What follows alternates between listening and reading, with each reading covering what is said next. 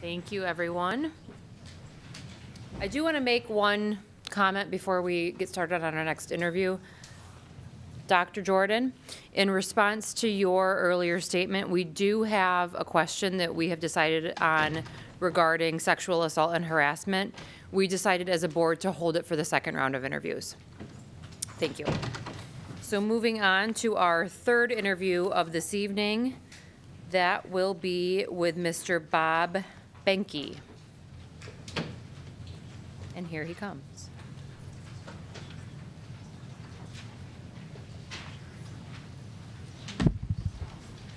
Mr. Benke, we're also just going to wave at you. That was my plan as well. We can Okay, model. perfect.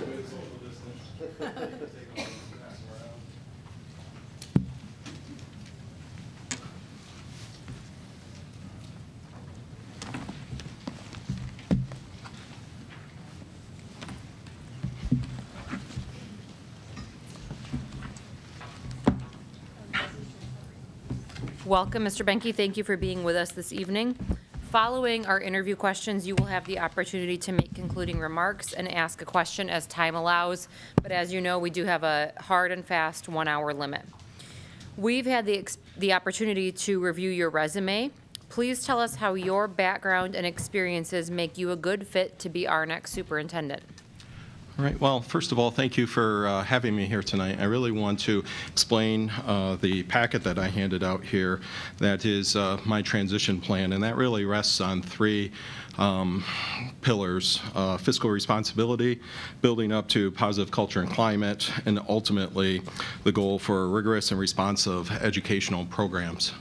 As you look through this, it's kind of my attempt at the first draft of a transition plan. Obviously, being from outside the district, a lot would need to continue into terms of building this plan. My background, which I think makes me a very solid fit with Lansing, is the fact that I'm a current superintendent in the state of Michigan.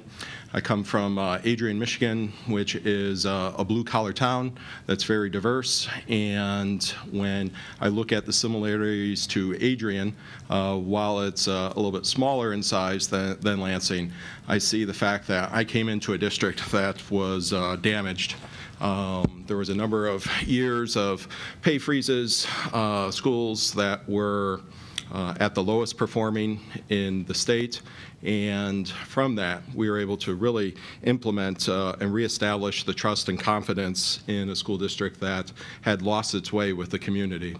Since that time, I've worked tirelessly within the community, with the board, with our teachers, with all of our stakeholders, and have really had positive impacts for improving the school district. And I think that's testament this last fall. Not only did we see an increase in the overall number of students in the school district, we saw a decrease in the number of students that were leaving schools of choice to other school districts, and we saw an increase of students coming in schools of choice to Adrian Public Schools. So I think those are the qualities that I look forward to sharing with you throughout tonight.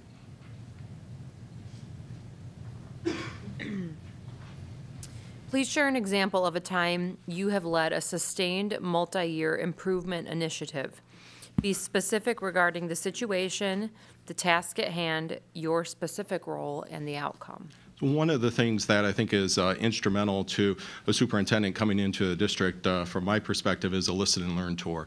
This is an opportunity for me to really gain insight from all the stakeholders. And one of the things that I learned quickly when I came to Adrian was that when I learned about the literacy programs in the district, I was asked, can you tell me about the reading program? And my answer back to a parent would need to be, can you tell me what building you're talking about? Because we had 3 different reading programs in the school district. And from a curriculum instruction standpoint, 3 different literacy programs is just a disastrous way, not only for supporting teachers in terms of professional development, but as students transition from one building to the next, or as teachers transition from one building to the next. So we really took a comprehensive approach, focusing in on best practices. We followed the work of Nell Duke from the University of Michigan and the research that she's provided in terms of best practices for instructional strategies, which aligns with the Michigan guidelines and expectations for literacy instruction. With that, we brought in professional development so that not only was training taking place with our teachers once we made the decision, but our principals were a part of that too, so that the leadership was in place to be able to support what was happening in the classroom. And then from that, we brought in additional support, and we had those coaches and the trainers come in and work side by side with the teachers. So not only were they modeling, but they were also able to provide feedback to those students. One of the things from the literacy standpoint is that we conduct action walks. So those take place from the building principal. I'm a part of those. Our curriculum department's a part of those. And we're able to actually see and go in and observe best instructional practices with our teachers and see how the literacy program's working.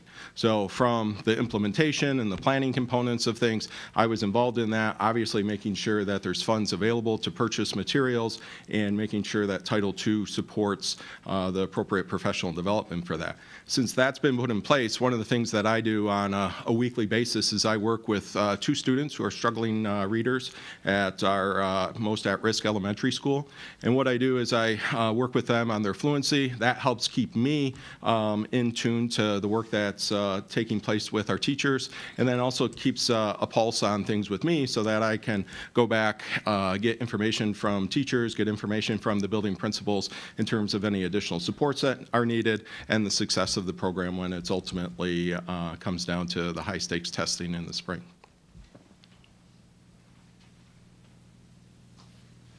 Managing vision and purpose involves anticipating future trends, creating a compelling vision, and communicating that vision.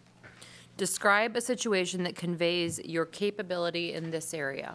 So I would say probably the thing that is most effective and meaningful in terms of the vision that I've created was when I came into the school district. We were outfitted to basically support 4,500 students, yet we only had 3,000 students. So this means we had multiple buildings that were underutilized. We had one building that only had 6 rooms that was being used, and we had a number of administrative positions that were staffed and placing a drain on the budget. So what we did was we went out, we constructed a bond, and really the communication of that bond, because this was not the quote unquote sexy bond, this was not for libraries, this was not for a new gymnasium, this was not for new arts facilities, so this sort of thing. This was for HVAC systems, this was for technology and security, which was important as well, but really more of an infrastructure piece. And then having to go out to the community and say that we're going to tear down 2 buildings is something that really took a lot of communication. It took a lot of capacity building, and really that collective impact that is so vital in terms of the work that we've done and I've done in Adrian Public Schools. So from that, we were able to get the bond passed and on the second try, and really learned quite a bit from the first failure, which resulted in a loss by 256 votes. But that springboarded us moving forward. During that time, we were able to build our fund balance from just about 7%, which I know where you guys are about at now, up to 14%. And the result of that really has been to allow more in terms of budget, so that there were the 4 years of budget freezes prior to me getting there. So we've been able to give successful contracts to our teachers and to our groups and build upon those to help retain and attract staff.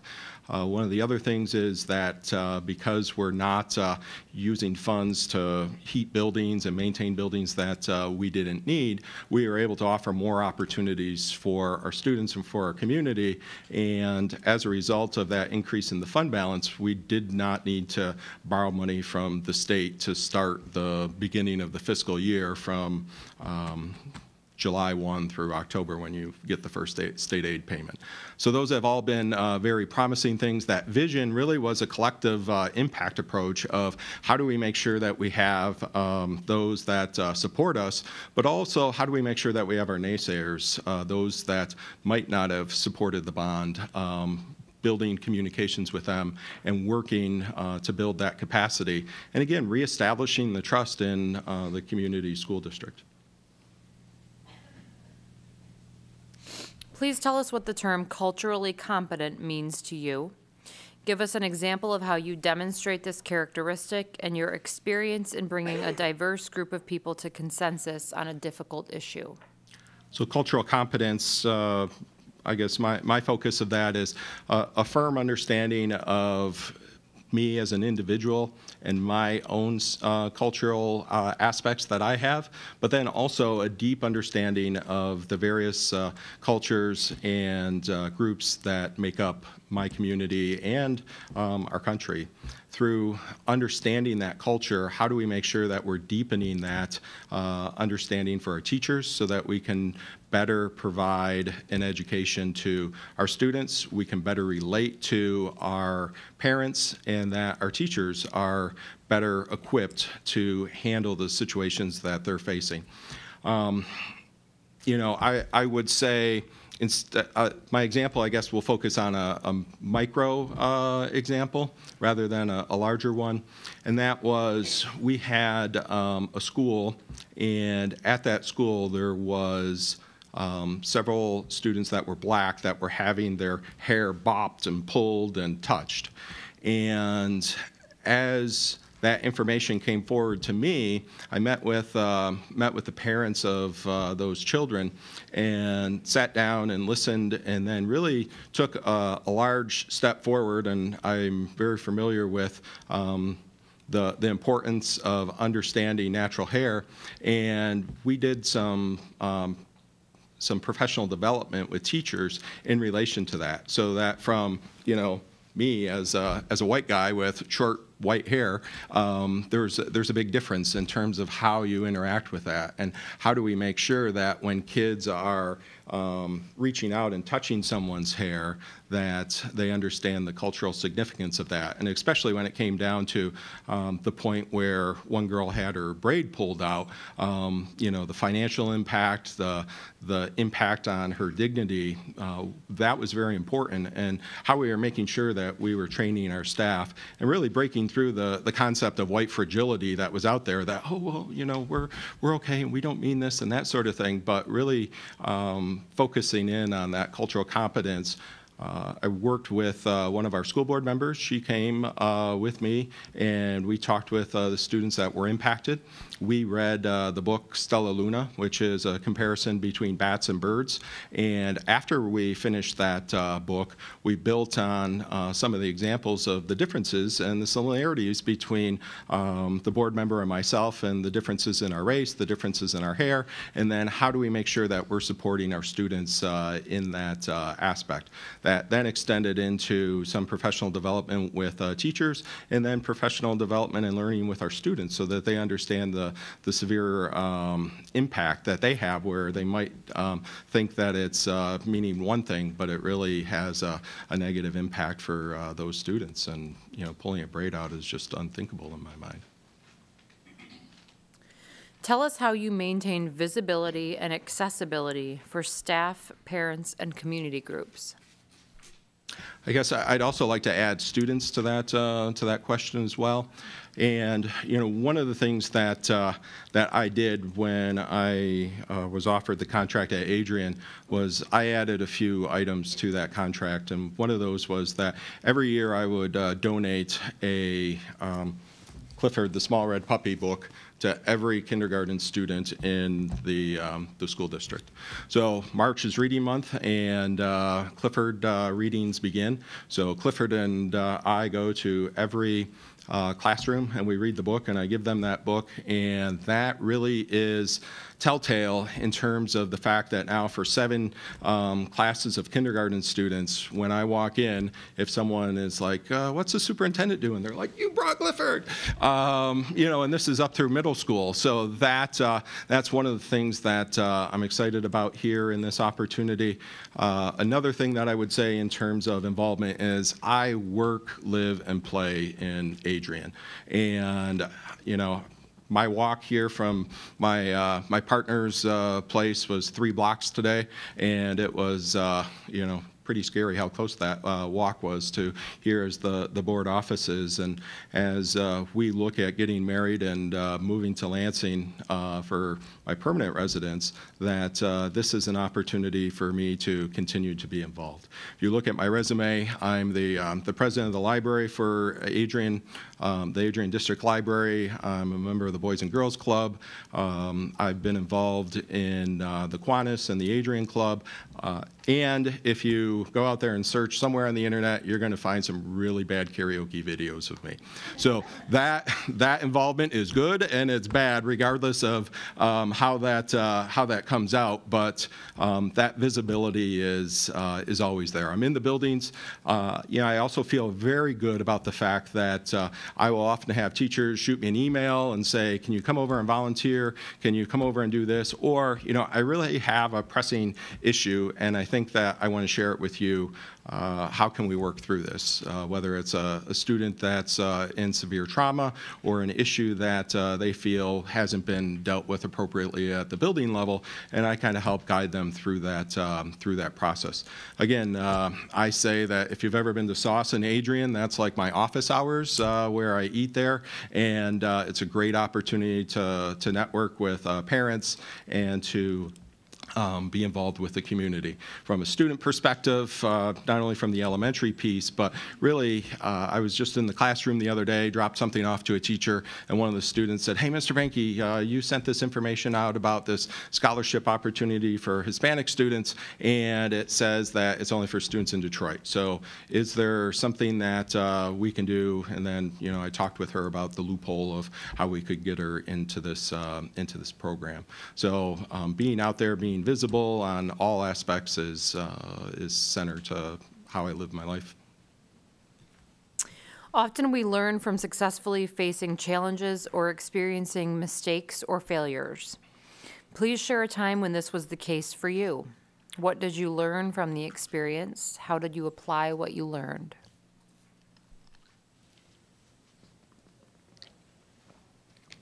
So probably the biggest, most public failure I've ever had in my life was 1 year to the day after I started my position at Adrian Public Schools, we lost our bond vote. So this was something that I was obviously the co-chair of the committee. We moved forward. We really identified what we thought from the board's perspective, from the stakeholders' perspective, was the best choice educationally moving forward. And as we sold that and went out into the community, as I said earlier, we lost that vote by 256 votes. And really that forced me to take a good reflective look at where we were as a district in terms of the ask, but also what was it that we missed from the community? Because, you know, my sense is that, you know, we want to support our schools and I want to have a successful school district, so I'm going to support those initiatives. So really what I did was I stalked, hunted down, whatever you want to call it, people who were vocal naysayers to the bond. And we met, we had lunch, we had breakfast, we exchanged emails. And that was really the important piece that came forward through the process of making sure that when you're making a decision that you don't surround yourself, and that's what our bond committee did, surround ourselves with everyone who was going to vote yes. And it was like, this was the perfect plan, and this makes sense. And sure, that was educationally sound, and in my theory, the best plan possible. But that wasn't the plan that we needed to sell to the community. So as a result of that, we reworked the bond, incorporated the concerns from those members in the community, and then retooled it and had a successful passage of that bond. And actually, we split it into two initiatives, one for the main educational bond, technology, infrastructure, security, and then the other one, which we got a lot of flack for, was the football stadium and renovating and updating the football stadium. So we put that on its own standalone, and really there was some kind of concern of, okay, if that could be the quote-unquote disposable aspect of that. But we had appointed a person who was the son of the athletic director that built our initial Maple Stadium, and he was the gatekeeper and the caretaker of that version of the bond. So he went out, he sold it, and two of the things that we learned from the community, one was try and get donations to offset the cost to the taxpayers. So we did that. We fundraised $150,000 to build a team room, so that wasn't part of the taxpayer burden. And the other thing was try and do some work to lower the costs. So the removal of the bleachers at Maple Stadium was estimated at $36,000. I like to say that I, on my weekends, would go over with an impact gun with my maintenance director, and we removed all those bleachers ourselves. And then we hired the sheriff's department heavy labor crew for $10 an hour to remove all the bleachers. So for $3,000 of cost and some hard work and a few chiropractor visits, we saved some significant money to the school district, and again had successful passage from our community. I'm really proud of the fact that two of the people who are my references were actually people that were opposed to the first bond, and probably if I asked to be a reference 5 years ago when we were going through this process, definitely would have said no, but it goes to show I listened, I adapted, and built the relationships that were needed to move us forward. Please describe how you would work to create a learning and working environment that is welcoming, inclusive, and increasingly diverse. How would you make sure that this is supported across the district and community? One of the things that we have been focusing on quite a bit, and I think this is an important aspect for Lansing as well, is how do we make sure that we're attracting and retaining our quality staff? Because the staff that we have, the state of public education with the teacher shortage really puts teachers in the position of being free agents. And we see that teachers are moving from district to district because there's better opportunities or there's better perks that are going along with this. And some of these, while it may be pay, also it comes down to a level of respect, making sure that our classrooms are properly maintained, making sure that they have the equipment that they need, making sure that there's a sound discipline program that's in place to support their teaching in the classroom. So that really becomes an important piece, which then feeds into helping to maintain the quality parents that we have in the district as well, because there's choices that are made in terms of school districts and where we send people, and we want to make sure that the qualities that you described are reflective and seen by our parents as well. One of the things that we've done is Why Adrian Public Schools, and this really is not from a parent's perspective, but this is a flyer that we give out for when we recruit, and these are advantages and reasons why you should come to Adrian Public Schools and be a teacher and stay with us. One of the things that we negotiated in our last contract was a $500 relocation stipend for our teachers. So while it's not a lot, it's if you're a current teacher in the school district and you move in, or if you're a new teacher that's moving into the district, we will provide a $500 stipend. And really what that does is, it's just a U-Haul, for lack of a better term, to help get someone here, but it helps bring our teachers into the community to live and work and play, just as I explained before, and be part of our community and live and be with our students as well.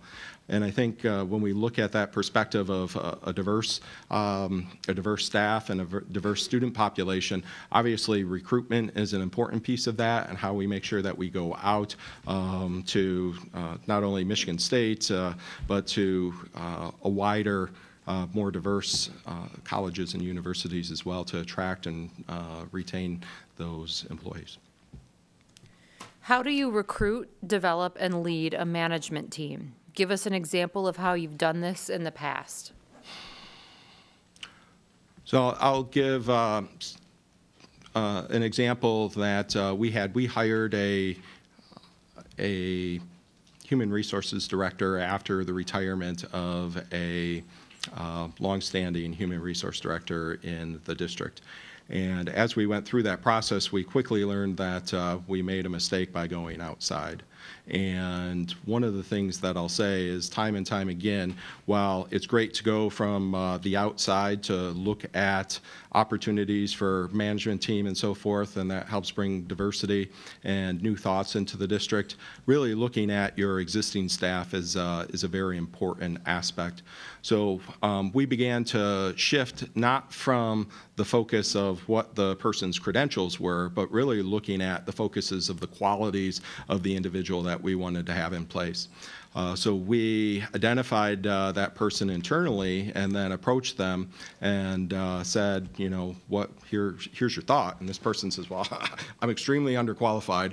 I don't have a degree in this area, but this person had the work ethic that we needed and the commitment to the school district. So we sent that person through training at MSBO. We've worked with her over the last 3 years now, and she's received her training at MSBO. She is now our Title IX coordinator, and now does very successful investigations, hiring process, and she's everything that we wanted in an HR director. It just took some time and some capacity to build with her, but we knew that she had those qualities. I think the same's true with my my curriculum director as well.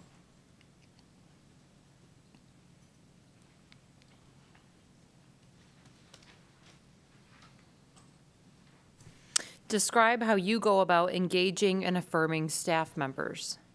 So I would say, you know, one of the things that I like to focus on is being in the building, having conversations with staff members. And when I talk about staff, and I'm glad you said staff and not just teachers, that really is a wide range in terms of making sure that, you know, I know where the workrooms for the custodians are. I know the custodians' names. I'm aware of the secretaries and how we can support them in their role as an administrative assistant to accomplish the tasks that they have before them. So it's being involved, it's the personal relationships of getting to know people, and being visible and approachable. How do you go about making decisions on controversial issues? So I would say, you know, when it comes to controversial issues, one of the things that I guess I would say I pride myself in is the fact that I'm not afraid to stop and turn around if need be. There's been a number of times where we've gone down the gate and we've gotten information and you know, survey the community. We have conversations with students. We have conversations with focus groups and task force, those sort of things. And as we look at that, when we hit a bump in the road, that we retool as necessary. You know, we admit our mistakes if we make our mistakes, and then move forward with a communication and a plan that most people can get behind, or the decision to make the right decision, which might not be the most popular. Tell us what budget development process you use and how you gain broad support for the final result. So I would say inside my packet here, there's a section on fiscal responsibility, and it talks about a transparent budget process. And first and foremost, you know, from my role as superintendent, is making sure that there's visibility and there's transparency in the numbers. The most important thing I think of when we sit down at the table with my board is that my school board believes the numbers, that I believe the numbers, and that the negotiating teams for the unions that I work with believe the numbers. That, I think, is vital in terms of making sure that we move forward, that there's transparency, that there's trust, and that all stakeholders understand where those choices are in the decision-making process when it comes to budget. We've made decisions over the last number of years which have pulled money away and may not have resulted in an increase for staff. But we also have come through at times where we had performed better than we anticipated, and I went back to all of our negotiating groups and we opened all of our contracts, renegotiated an additional 1% raise because we were able to afford it at that time based on student enrollment and the funding from the state.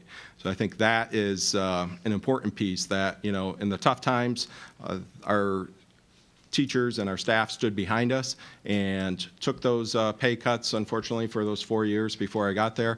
And then during the time that I've been there, we're able to give back to the staff that made those sacrifices.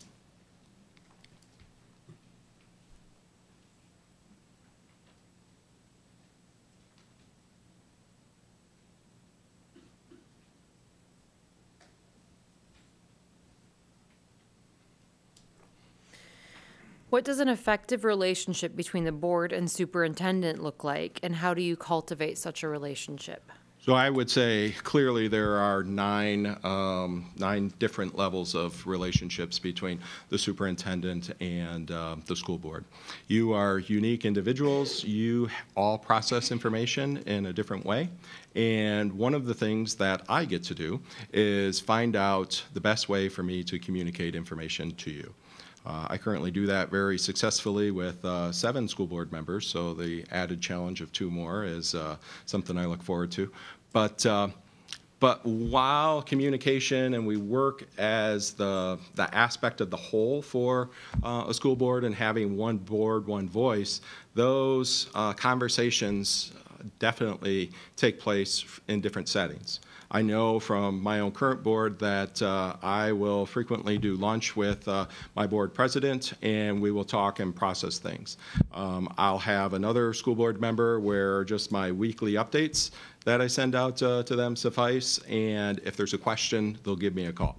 I have other school board members that like to have one-on-one meetings every once in a while to just kind of come up to speed. And I think that's part of my evaluation process that I've worked on quite a bit, is that we do one-on-one meetings twice a year where we'll go out to lunch or breakfast or something like that, really talk and process the direction of the school district and our goals, or we'll do the board meetings and some of the strategic planning or task force type of workshops. So it's really the object of me getting to know you, and I think that's one of the things in the plan. I'm a firm believer of true colors, if you've been involved in that as a personality component, and I'm a green, if anyone knows what a green is. So I work very successfully with all colors on that professional learning perspective, but it helps me understand what type of person you are so I can best communicate with you and work with you to achieve our mutual goals together. The other aspect is, you know, I am on 5 different boards. I am the president of the library board, so I'm very familiar with sitting on the other side of the table and working with an executive director or a director of a program, and I can obviously factor that into my work with you too.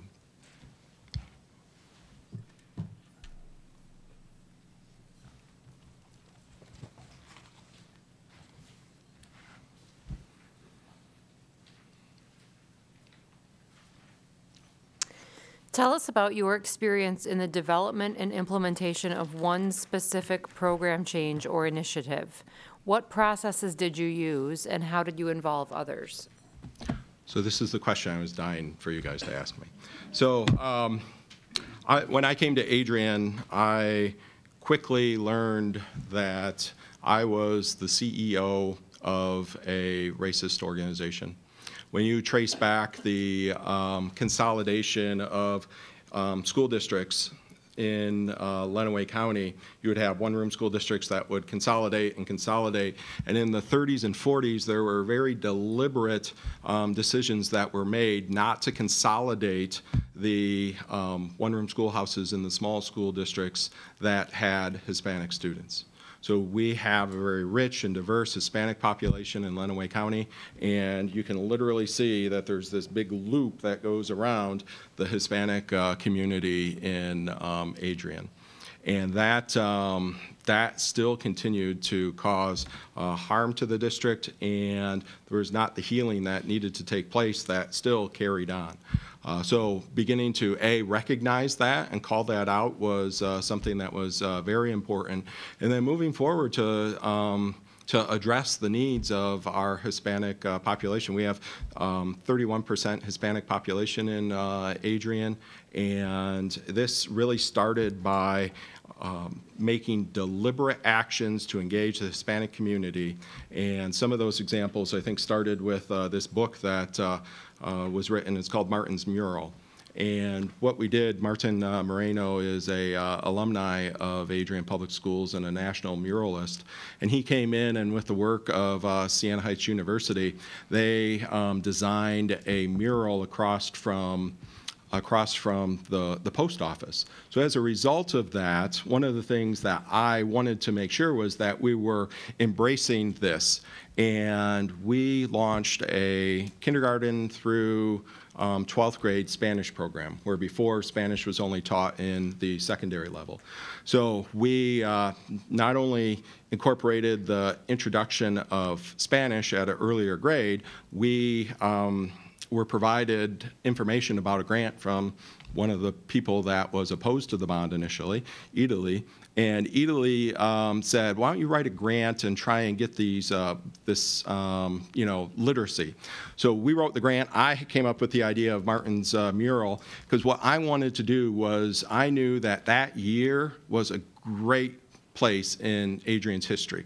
There were Native American drum circles that were taking place while the mural was being painted. Our students were involved. Our community was involved. This was in the hardest hit section, the east side of Adrian, and that mural today is still, not defaced, and it's a very telling piece of Adrian's history. But I wanted to make sure that every student, when they went to the post office with their parents, they would look across the street and they would see that mural and they would know what it stood for, because that snapshot in time was quickly ending.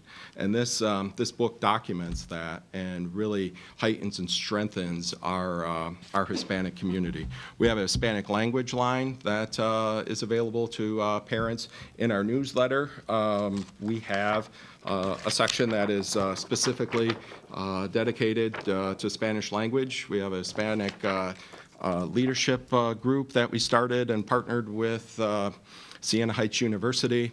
And then, most importantly, one of the other things that I'm proud of is I was forwarded information about a teaching tolerance grant. And really what this was how do you build capacity for your community to understand diverse cultures, and how do you, at that same time, move forward with ending conflict. So I wrote a grant to Teaching Tolerance. It was approved, and I worked with Nick Rakoki and Joe Kelly, professional authors, and we wrote the book Quack Quack Quinceañera. And really, this is a phenomenal book that is set in Adrian. So as students read this book, they see examples of the school district logo. They see an example of Maple Stadium. But at the same time, the message that is brought forth is about the rich Hispanic heritage that exists in Lenawee County and Adrian Public Schools, all with the understanding that there's this conflict that emerges. And this conflict that emerges is resolved using our school district's positive behavior intervention and support program. So this reinforces what's taking place to resolve conflicts in our schools. So the grant provided copies of this book to every school in every elementary teacher's classroom. And then we had a number of copies that the grant also allowed for us to put in doctor's office, dentist's office. There's some around here at the Office of Civil Rights that I've distributed, the governor's office, those sort of things. So now people can sit down, mom and dad can sit down and read with their kid while they're waiting in the doctor's office. You're supporting and building the image of Adrian Public Schools, and they're learning conflict resolution at the same time. And the best thing about this is that the characters are ducks. So when you think of a wall, you know, ducks just fly over the wall. So there's nothing that comes into play with that. That book was so successful when we launched it. I approached Teaching Tolerance again, and they extended the grant so that we could have it translated into Spanish. And we have sent these with our Rotary Club into Puerto Rico after the earthquake. And then we have also distributed them to the migrant camps in Lenawee County as well. So workers there have taken them home to their families in Central America. So this is just one of the things that I'm so incredibly proud of our community and able to highlight that. What unique skills or experience do you bring to this position, and how will the Lansing School District be served by this? I would say, you know, one of the things that I come to the table with is the fact that as a sitting Michigan superintendent, I have a vast experience working with school boards, working within the system. I think of my time that I've had as a superintendent, and I really rest my laurels on the collective impact that a community can make when it comes to education. And really what I mean by that is the fact that when I look at the nonprofits, when I look at individuals, universities, and various groups that are all working towards the betterment of our students, we're so many different places as a community. So as county superintendents, what we've done is we've identified the importance of major strategies that we're working on as an intermediate school district. And trust me, as a county where schools of choice is alive and well and vicious in Lenawee County, there are a number of things that we as superintendents can agree on, and that's really hard to do in our county. But one of the things is the betterment of schools. So kindergarten readiness is a major focus for us. Obviously, reading by 3rd grade, 8th grade proficiency in algebra, making sure that there's college and career readiness, and then the transition into a successful career or post-secondary education. Those are things that we've worked collectively on, and we're able to put our baggage aside and come forward. And I think that that's probably the best thing that I have in terms of building that capacity so that we can get all the players in our community and Lansing behind moving our students forward. And that's something that I've proudly had many examples of in Adrian and in Lenawee County as well. Tell us how your previous professional experiences in education have influenced you as a leader. You know, I would say my experience as a leader comes from multiple roles. So I was, obviously I was a teacher. I was an officer for the teachers union when I was a teacher. I was a member of the PAC chair, and I also worked my way up through the ranks as assistant principal and principal. Prior to that, I always say the best training to ever have for a high school principal role was being a 911 dispatcher and working in law enforcement because everything's coming at you, and that's still true to this day with being a superintendent, and how you prioritize those things, stay calm, and make sure that you're supporting people as needed. I always make the analogy that, you know, teachers are like the officers on the road, where they're in charge of their classroom, they're in charge of the traffic stop that's out there or the incidents that's out there.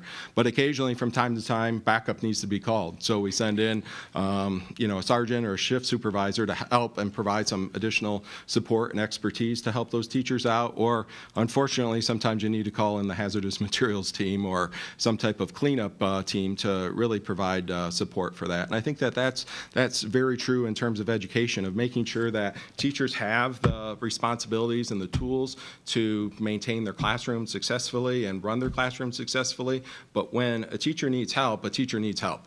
And, this isn't by committee or, an issue that evolves over weeks or months. We need to make sure that we're able to move in, support that teacher, and give them the things that they need so that they can be successful with our students. And that really comes down to the important piece here. When I look, Tip O'Neill said all politics are local, and I think the same thing's true with education. When we look at, the structures that come from Washington or from MDE, really it's the rubber hits the road with the school district, with the relationship that you 9 board members and I as superintendent have with our teachers, with our community, and that respect that we're able to build, and making sure that the community that we can maintain the community's trust.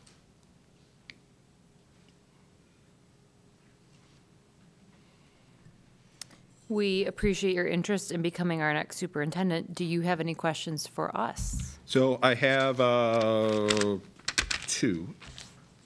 And one question relates to the last strategic plan you had. So I'm a strategic planner, and I noticed that it goes from 2014 to 2019. And I don't see anything else, and I don't see some board members' names updated on that. So was that successfully closed out? Was there an evaluation of that? Was that something that went on the website? And what's the plans for around the continuation of that? Last summer and fall, as a board, we did a deep dive into reevaluation and revisitation of our strategic plan. Where did we end in the process? We had the community forums. We decided that we are going to wait for a while until we have a new superintendent to review again the strategic plan. That we don't have one that we are going to impose to the new superintendent. This is much better for this board to work with the new superintendent to create the 5 years vision for the district, and do not to have another one when the new superintendent come here with us. Sounds great. The other question, I guess, from those that want to answer, what's your motivation to be a board member? Because I know what you guys have been through, and you have 9 motivations here, at least. Nice 10 with the superintendent.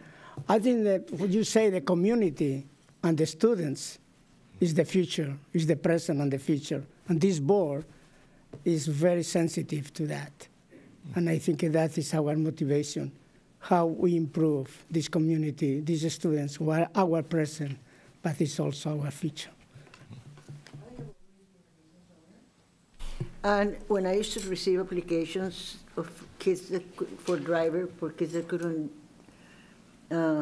write their name, I used to get upset. And one day I just got out and I said, I have to run for board, thinking that as a board member, I was going to come here and just with my broom change the whole thing.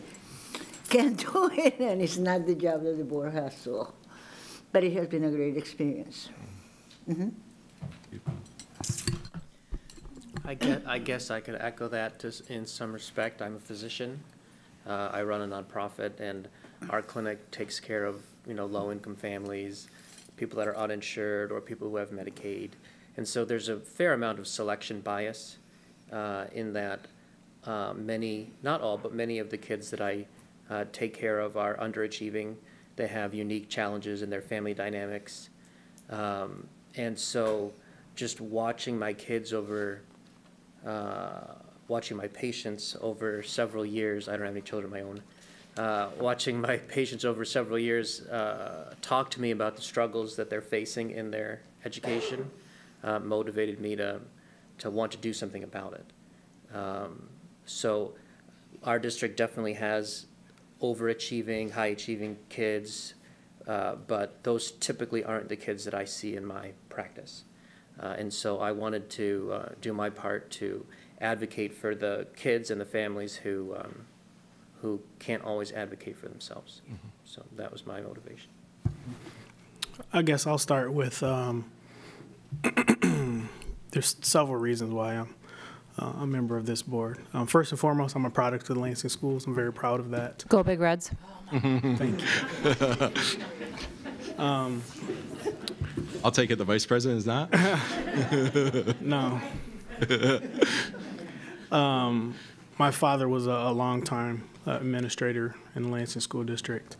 I do education as a day job, and I also have a daughter in the district. And so for far too long, the conversation was about what they need to do, right? Why don't they just, and then fill in the blank. And so I just got to a point where it was about, what can we do and be a part of the solution. And so that's why I'm here. Just echoing on that, Dr. Beverly mentioned there's several of us here that are longtime community members, children of faculty or staff members in the community, and just homegrown, passionate about this community and the district. And I give the president and Dr. Beverly flack because they are Big Reds, and I'm a Viking. It's fine, cool, whatever. We'll talk about it later. But it is something that is, the fact that we even joke about that, we all are Lansing at the face, but what we can do to impact the community matters to us here. I, unfortunately, am not a product of the Lansing School District. I have a lot of jealousy issues about that. I graduated from Hazlitt School District, and yeah, go Vikings. I hope none of the Hazlitt people are going to watch what I'm about to say next.